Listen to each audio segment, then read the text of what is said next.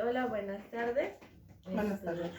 Tú ya me conoces, soy María de Civil Jiménez Amador, soy estudiante de la carrera de Psicología y aunque ya nos conocemos, me gustaría saber si te puedes presentar tanto solo para el video. Tu nombre. Mi nombre es Flor América Amador Hernández, tengo 49 años. Ok, eres psicóloga educacional, ¿verdad? Yo soy psicóloga educativa, soy licenciada en educación, en psicología general, pero me especialicé en psicología educativa. Ok. Te voy a realizar una serie de preguntas acerca de la rama de psicología que tú impartes. ¿Cuál es tu formación académica y en qué escuela cursaste la carrera? Yo cursé la carrera en la UGM, Okay. Universidad del Golfo de México, y tengo la licenciatura en psicología general. ¿Cuánto tiempo llevas ejerciendo? Tengo ejerciendo 23 años. Okay. Quisiera preguntarte, ¿cómo es que decidiste tomar esta rama de la psicología? Desde que inicié a estudiar, me inclinaba yo más por los aspectos educativos. Okay. ¿Me podrías decir más o menos como qué es la psicología educativa para ti? La psicología educativa, bueno, pues realmente dentro de la psicología educativa son varias las ramas que establece, pero en el área en el que yo me he enfocado trabajo más con lo que son niños con necesidades especiales.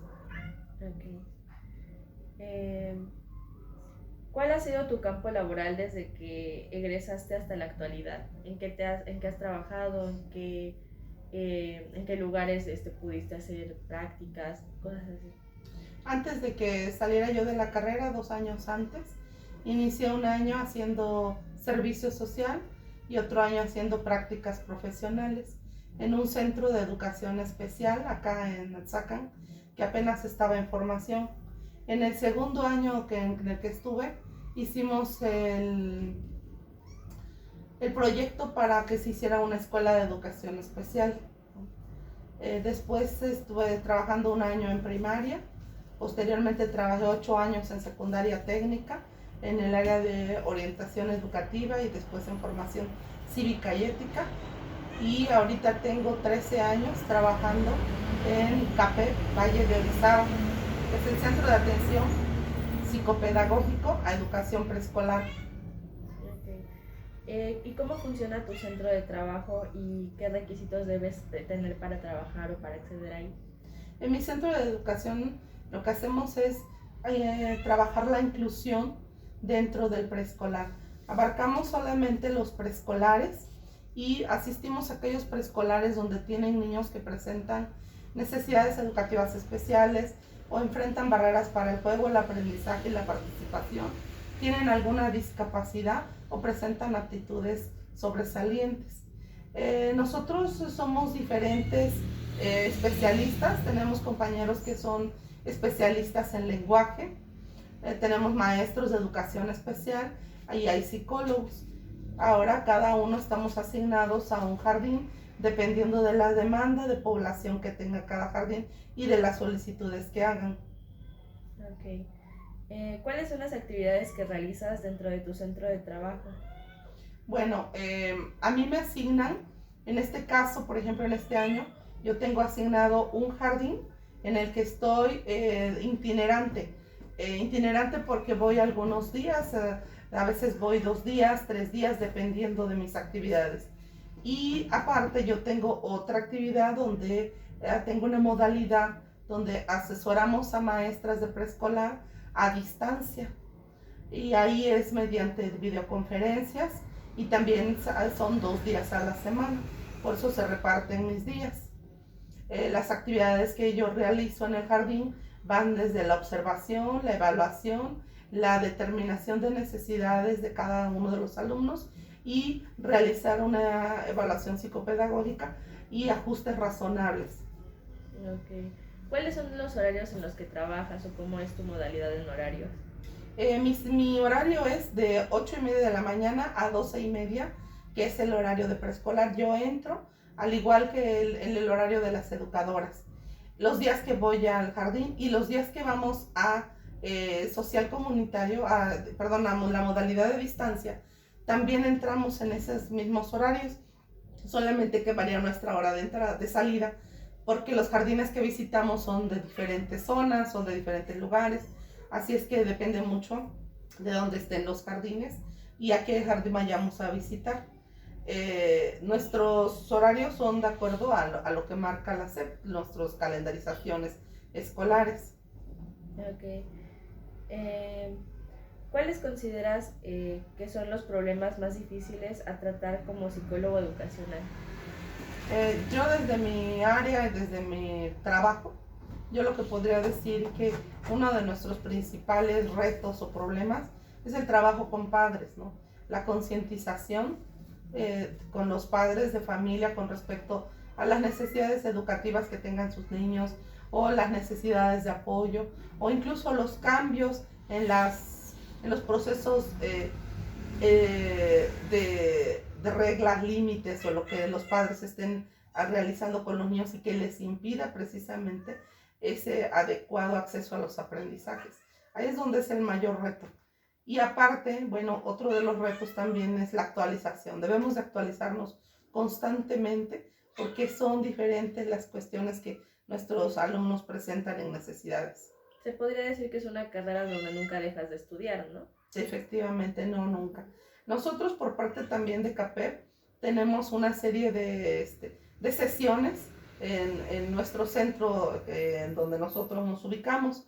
En esas sesiones tenemos reuniones técnicas, reuniones pedagógicas, reuniones administrativas, incluso también tenemos ahí nuestros consejos técnicos, porque a pesar de que estamos dentro del jardín, nosotros somos un centro independiente y también genera sus propias actividades. Entonces, también nos están constantemente, nos actualizan, nos dan temas, ya sea entre la zona, porque la zona es muy grande, o en el centro, a nivel centro o a nivel zona. Ok. ¿Has tenido casos o podrías contarme acerca de algún caso que haya sido de impacto para ti o que haya sido como que de los primeros casos que trataste y que fue algo difícil? Sí, mira, tengo muchísimas experiencias y muchísimos casos. Y lo que yo te podría decir con respecto a, por ejemplo, los polos, por un lado, una historia de éxito, ¿no? Ha sido cuando en algún momento vimos un niño que llegó y que realmente en segundo de preescolar y con sus características y las barreras que enfrentaba, pensábamos que a lo mejor se trataba hasta de una discapacidad intelectual, ¿no? Pero a través del trabajo, la concientización con la mamá, la estimulación y el ver que la mamá realmente respondió a lo que nosotros les decíamos, se actualizó, estuvo al pendiente, trabajó. El niño cuando salió del preescolar llevaba áreas muy, muy elevadas a como había llegado en un principio, ¿no? Fue un caso de mucho éxito, ¿no? Fue un caso de veras muy exitoso que incluso lo tenemos documentado en fotos y en algunas actividades. Pero también desafortunadamente a veces son más los casos de fracaso, ¿no?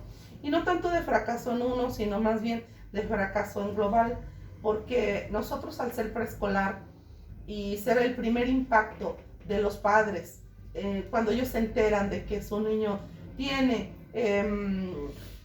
rasgos autismo, tiene una discapacidad intelectual, presenta limitaciones, enfrenta barreras y se le dificulta el aprendizaje o el lenguaje.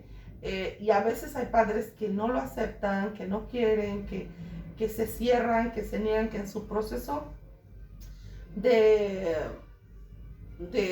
enfrentar esta situación, pues se aíslan, lo niegan y agarran y se van, ¿no? Entonces, yo tuve un caso de un niño que llegó, le comentamos, después de haberle hecho una evaluación, después de atenderlo, los papás se negaron, dijeron que no, y lo cambiaron de escuela, y ya después regresó, pero a los 2 años, ya iba en primero de primaria, y los papás nos vinieron a ver porque, pues, cuál era el diagnóstico que nosotros le habíamos dado, ¿no? ¿Qué era lo que le habíamos dicho? Porque como que ellos sentían que nosotros, al haberles dicho un diagnóstico, le habíamos dado una característica y ya no había podido salir de ahí el niño.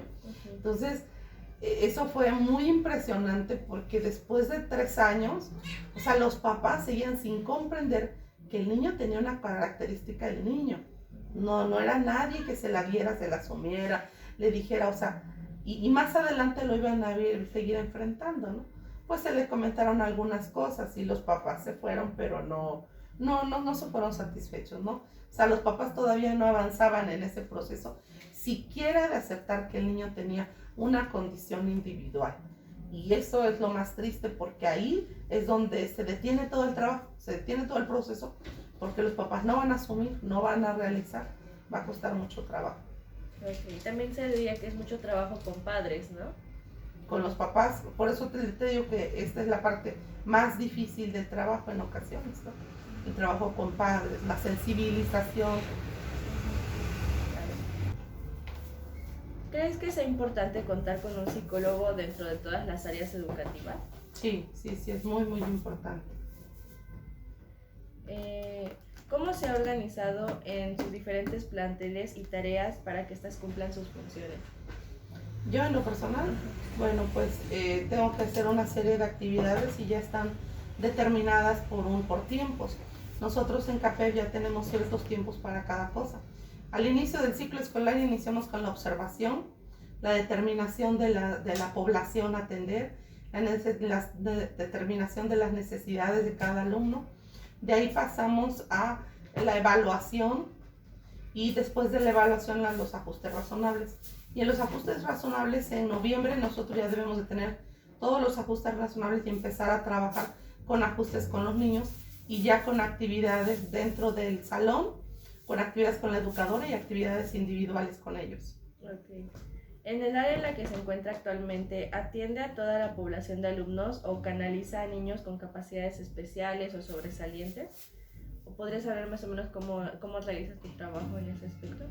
Sí, nosotros tenemos que atender a todos los niños, a los que presenten dificultades de lenguaje, de aprendizaje, de conducta, o si tienen aptitudes sobresalientes también nosotros los vamos a atender. Pero siempre los vamos a atender dentro de nuestro margen y dentro de nuestras actividades. Claro que hay áreas en las que a veces los niños requieren algún otro apoyo extra, ya sea una valoración, una intervención o un apoyo. En este caso hacemos canalizaciones. Si requiere la intervención de algún médico en específico, un otorrinolaringólogo, un neurólogo, un neuropediatra o una atención individualizada, o si requiere una valoración, una audiometría, de potenciales evocados, dependiendo de la necesidad, pudiera ser que nuestros niños también les requieran algo, ya sea de tipo médico, ya sea de tipo para su diagnóstico o de algún otro complemento. O en ocasiones también necesitamos estimular, por ejemplo, en el caso de los niños de aptitudes sobresalientes, tenemos, dependiendo de lo que, en el área en la que sean más sobresalientes o requieran estímulo, tenemos algunas personas que los han becado en academias de música, en academias de danza, o si requieren apoyo matemático, buscamos maestros de matemáticas. O también si nuestros alumnos que son especiales y que requieren otro tipo de apoyo o que requieren otra estimulación, también se les canaliza y puede ser al CRIO, con algún fisiatra o en alguna otra especialidad. Sí, o sea, nosotros atendemos todo, pero no sabemos todo. A veces es necesario canalizar y también dar otro segundo apoyo. Okay. ¿Cómo definirías qué es el trabajo con niños?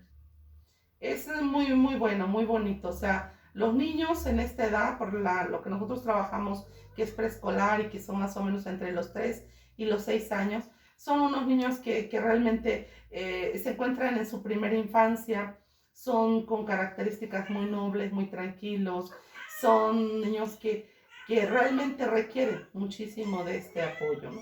Entonces, en mi opinión, para mí el nivel que yo trabajo me agrada mucho por eso, por los niños y trabajar con ellos. Okay.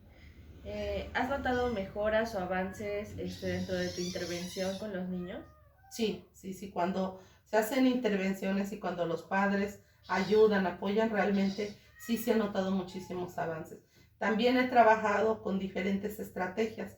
A lo largo de estos años que tengo ya trabajando en CAPEV, he innovado ciertas estrategias personales donde yo a través de materiales extras, complementarios, actividades específicas que no propiamente no las da CAPEP, sino que de mi bolsa o de mis recursos, y he buscado otros materiales en internet y busco la manera de facilitarles en la mayoría de todos los casos que que los chicos puedan acceder a los aprendizajes de mejor manera. Sí he notado mejoras y muchos avances en los niños, y principalmente, como te digo, en aquellos en los que los papás se comprometen, realmente trabajan, porque la mayoría del trabajo se va a hacer en casa.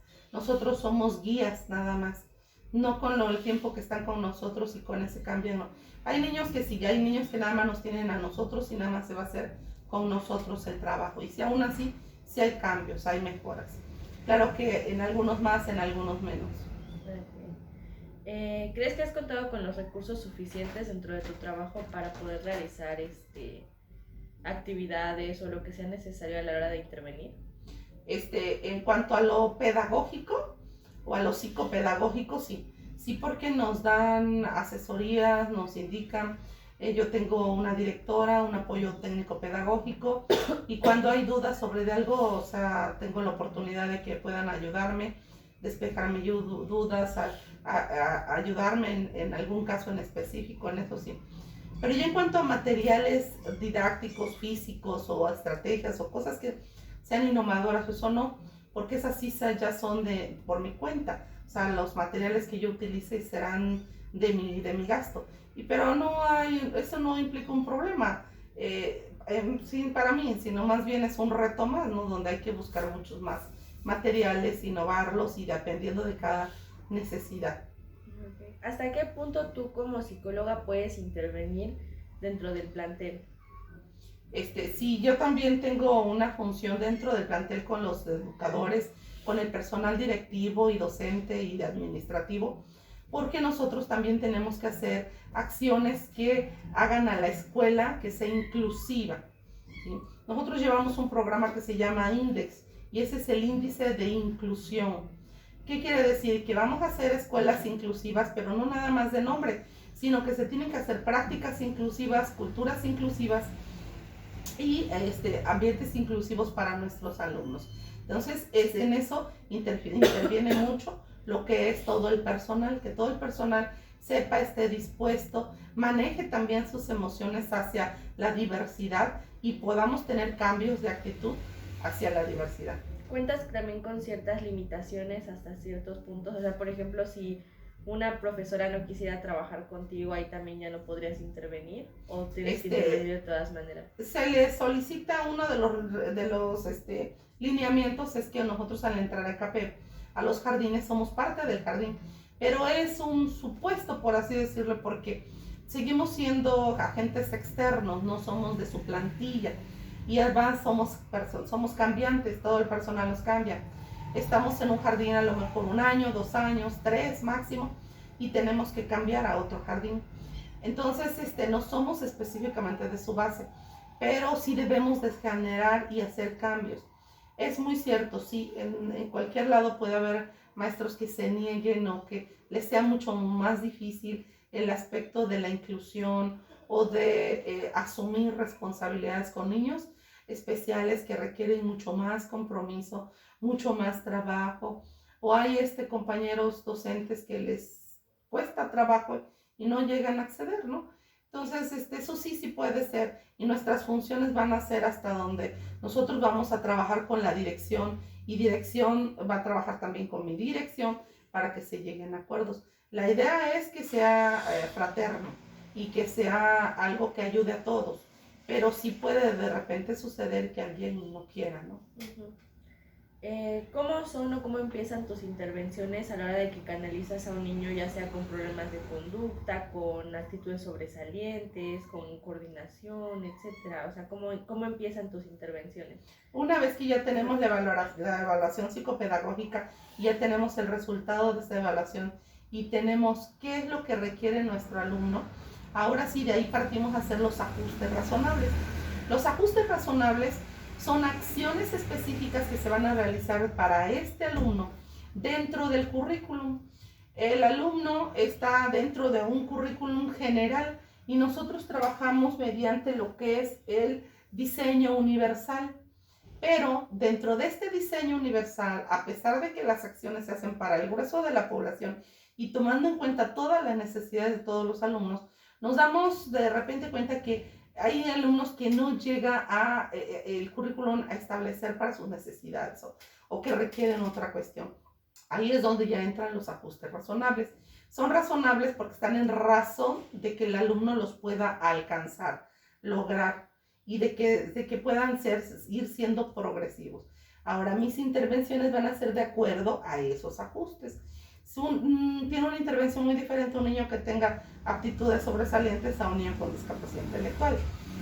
De un niño de discapacidad intelectual a uno de lenguaje, o de uno de lenguaje a uno de autismo, tienen diferentes intervenciones. La intervención va a estar determinada por qué es lo que necesita el alumno, qué es lo que necesita ahorita para acceder al currículum.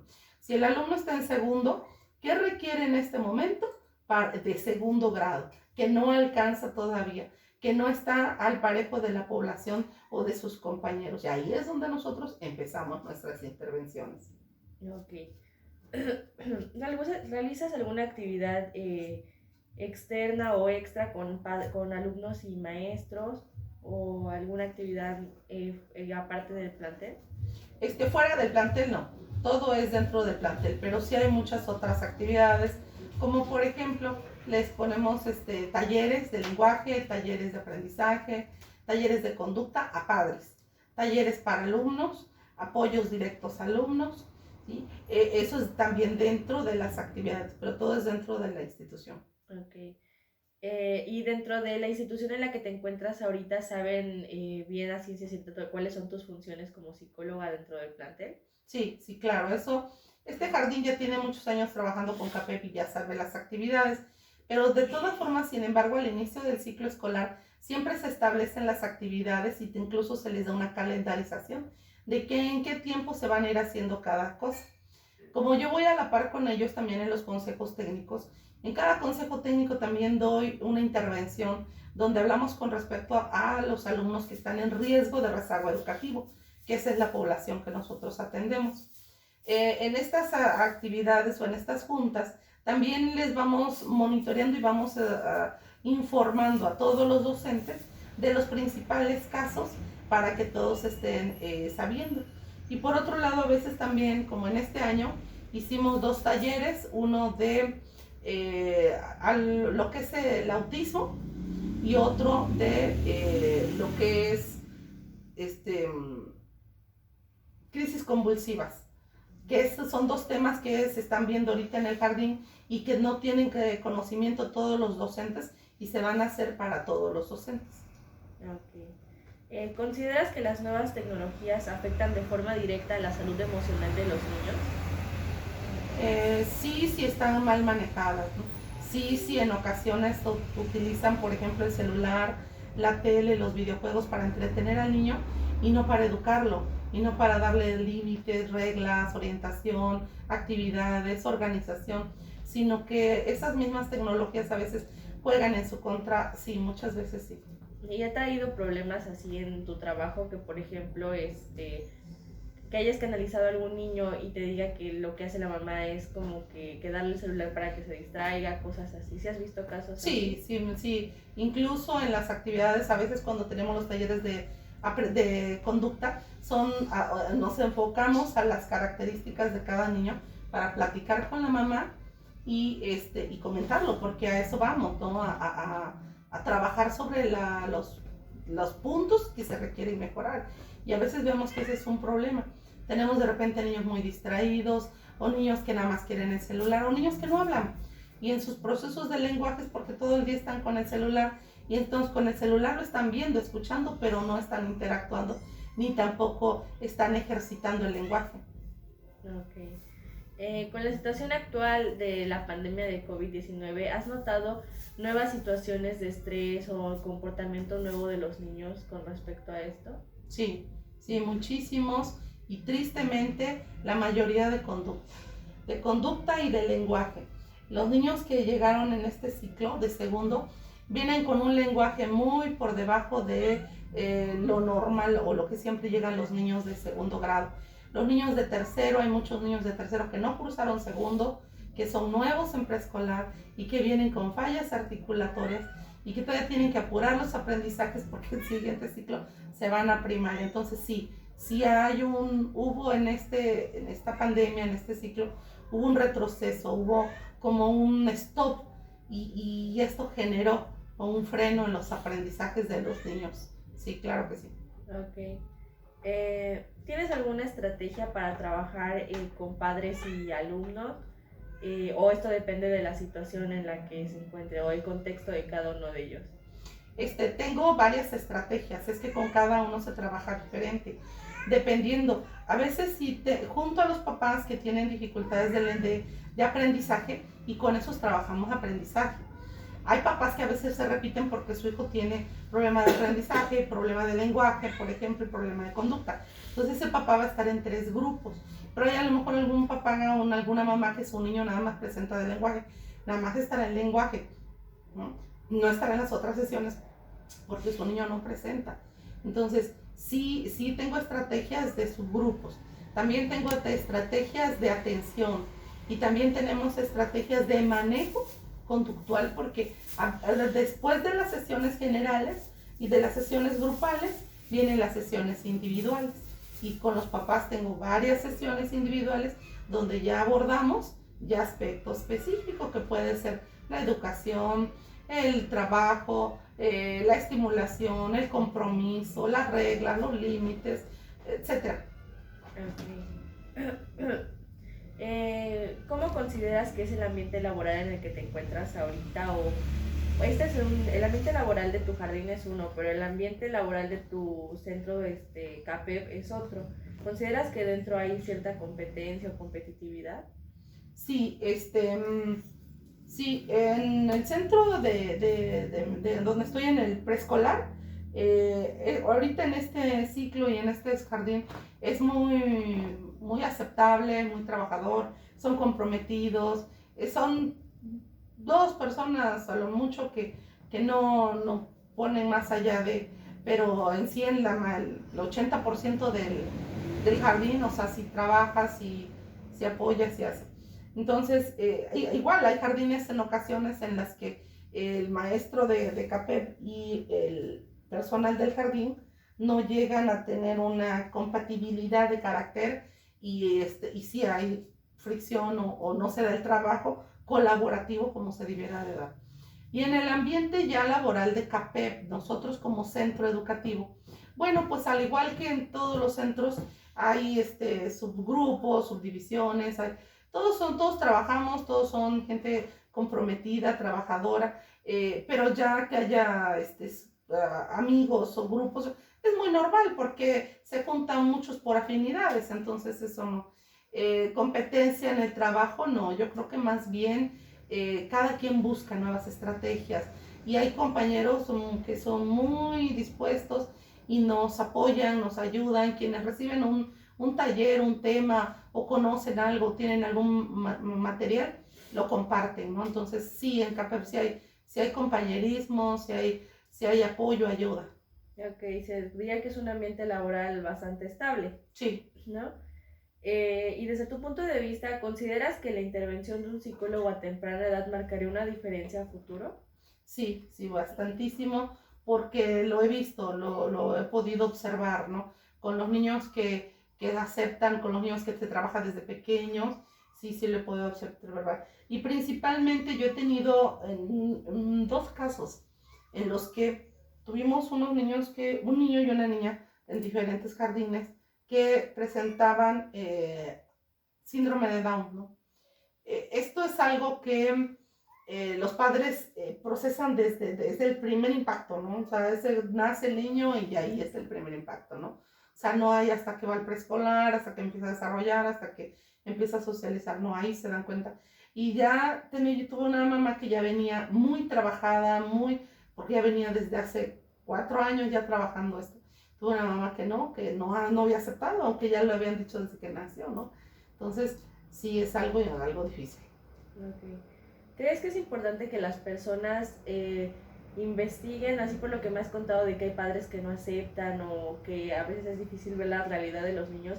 ¿Crees que es importante que las personas investiguen acerca de qué se trata tu profesión o cómo funciona un psicólogo educativo? Sí, yo siento que hay mucho cliché más bien, que muchas veces cuando se les dice a la mayoría de las personas que requieren un psicólogo, siempre lo asocian con una locura o lo asocian con una necesidad diferente, ¿no?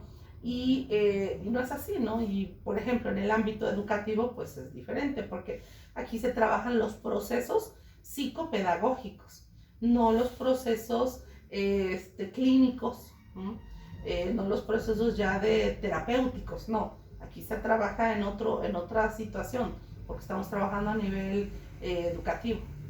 Ok. ¿Crees que tu formación académica fue suficiente o crees que hay más cosas que aprender dentro y fuera de la carrera? Pues mi formación académica fue buena y fue suficiente en su momento, pero como he ido trabajando, como me enfrento a diferentes situaciones, necesito constantemente leer, innovar, investigar, porque hay cosas que a veces han cambiado y aparte hay cosas que son nuevas y entonces siempre hay que actualizarse. Ok. Para finalizar esta entrevista me gustaría preguntarte si crees que es importante que la gente se abra más a la idea de un psicólogo a temprana edad. Sí, sí es muy importante, aunque es difícil, pero sí, sí es muy importante. Ujú. Es siento que es algo que los psicólogos a veces los ven por un lado que no es, ¿no? Así como decíamos, y sí debe ser algo importante, ¿no? Porque esa temprana edad marcará una diferencia a futuro, como ya lo habíamos comentado. Claro, porque lo que va a hacer es que va a generar apoyos desde buena edad, ¿no? Desde temprana edad, apoyando y ayudando en los procesos mentales internos y de conexiones sinápticas de los aprendizajes. Ok. Bueno, pues muchas gracias por acceder a hacer esta entrevista. Y sería todo por el momento de mi parte. Muchas Gracias. gracias. Gracias.